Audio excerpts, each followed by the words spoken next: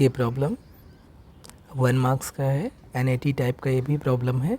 और इसमें एक फंक्शन दिया है फाई, जो कह रहा है इसका सॉल्यूशन है किसका, इस डिफरेंशियल इक्वेशन का।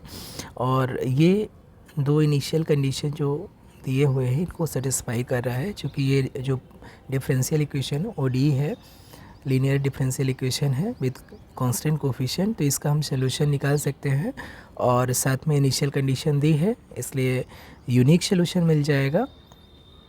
और वो जो सॉल्यूशन होगा तो उस केस में हम फाई एक बार मिल गया तो हम इसके लिमिट निकाल सकते हैं। तो मेन इस प्रॉब्लम में हमारा क्या होगा कि with the help of initial condition इस ODE का यूनिक सॉल्यूशन फाइंड आउट करना।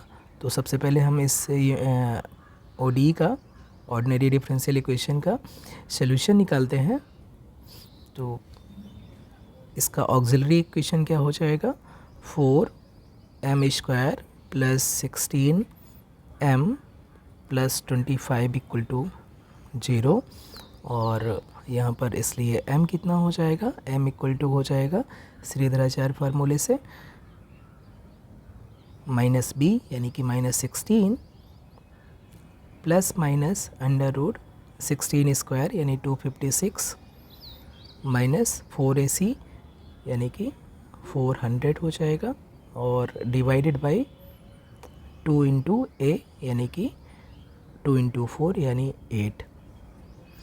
तो इसका जो सॉल्यूशन हो जाएगा m = -2 ± 256 - 400 -144 आएगा, और स्क्वायर रूट करेंगे तो 12i इमेजिनरी आएगा, 12i हो जाएगा डिवाइडेड बाई 8, और सिंप्लीफाई करेंगे तो ये हो जाएगा -2 ± 3/2i। और इसलिए इस डिफरेंशियल इक्वेशन का जो सॉल्यूशन है, इसलिए सॉल्यूशन कितना हो जाएगा, इसका सॉल्यूशन हो जाएगा y = e⁻−2x c1 cos 3/2x + c2 sin 3/2x। Basic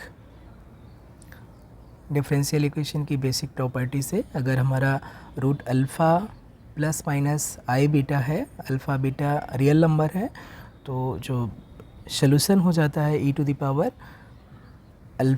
x times c1 cos βx + c2 sin βx। अब ये इनिशियल कंडीशन सेटिस्फाई कर रहा है y की ऐसी वैल्यू, यानी कि c1 c2 यहाँ पर आर्बिट्रेरी कांस्टेंट है, लेकिन 2 इनिशियल कंडीशन दिया हुआ है, इसकी हेल्प से हम c1 c2 को निकाल सकते हैं, यूनिकली इवेलुएट कर सकते हैं। और जैसे ही हमें c1 c2 की वैल्यू मिल जाएगी तो हम उस पर्टिकुलर y की वैल्यू को हम क्या कहेंगे, फाई फंक्शन बोलेंगे। तो देखिए इनिशियल कंडीशन क्या दिया है कि x = 0 पर y की वैल्यू है 1, तो 1 = है x = 0 रखेंगे तो यहाँ पर कितना हो जाएगा, c1 cos 0 की वैल्यू 1 और प्लस c2 sin 0 की वैल्यू 0 हो जाएगी। तो यहाँ से हमें मिल जाएगा c1 = 1। तो फर्स्ट कांस्टेंट c1 हमारा 1 हो जाएगा, इसलिए हम c1 को यहाँ से रिमूव कर दे रहे हैं। c1 की वैल्यू हमने कैलकुलेट कर लिया। अब जो सेकेंड कंडीशन है वो कैसे निकलेगा, जब इसको डिफ्रेंशिएट करेंगे, इसलिए हमें डिफ्रेंशिएट करना पड़ेगा। y डैश कितना हो जाएगा, फर्स्ट फंक्शन e⁻−2x, सेकेंड का डेरिवेटिव, तो ये हो जाएगा -3/2 sin 3/2x और प्लस 3/2 c2 cos 3/2x और -2 times e⁻−2x times cos 3/2 same thing plus c2 sin 3/2x। अब इनिशियल कंडीशन हम यूज़ करेंगे। डेरिवेटिव की वैल्यू एट 0 कितना है, -1/2 है, इसलिए -1/2 इक्वल टू कितना हो जाएगा, x की वैल्यू हम 0 राइट हैंड साइड में सब्स्टिट्यूट करें तो 0 यहाँ पर फर्स्ट टर्म में करेंगे तो ये 1 हो जाएगा और ब्रैकेट के अंदर हो जाएगा 1 into first term 0 plus 3/2 times C2 into 1 cos 0 की वैल्यू 1 हो गई और -2 टाइम्स 1 और cos 0 की वैल्यू अगेन 1 हो गई प्लस C2 टाइम्स 0 और यहाँ से हम सिंप्लीफाई करेंगे, ये इम्प्लाई करेगा कि 3/2 C2 माइनस 2 इक्वल टू है -1/2 और यहाँ से हो जाएगा 3/2 C2 equal to -1/2 plus 2 equal to 3/2 और 3/2 दोनों तरफ से कैंसिल होके मैं C2 की वैल्यू मिल जाएगी C2 इक्वल टू 1। तो C1 भी 1 है और C2 भी 1 है, इसलिए जो हमारा फंक्शन है इसलिए phi-x कितना हो जाएगा, phi-x इक्वल टू हो जाएगा e⁻ -2x times cos 3/2x plus sine 3/2x। तो हमारा यूनिक फंक्शन मिल गया फाई, जो इसका सलूशन भी है और ये जो दो इनिशियल कंडीशन को सेटिस्फाई भी कर रहा है। अब ये मिलने के बाद हम क्या कर सकते हैं, अब हम इसकी लिमिट इवेलुएट कर सकते हैं। Limit x tends to π/6 of e⁻2x times phi-x, इसलिए लिमिट x टेंस टू π/6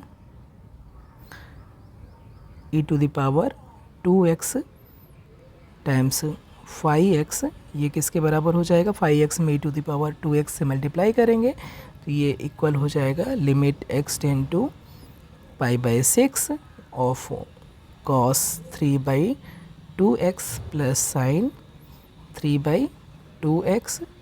और चूँकि cos और sin कंटिन्यूस फंक्शन है, डायरेक्ट यहाँ पर हम लिमिट सब्स्टिट्यूट कर सकते हैं।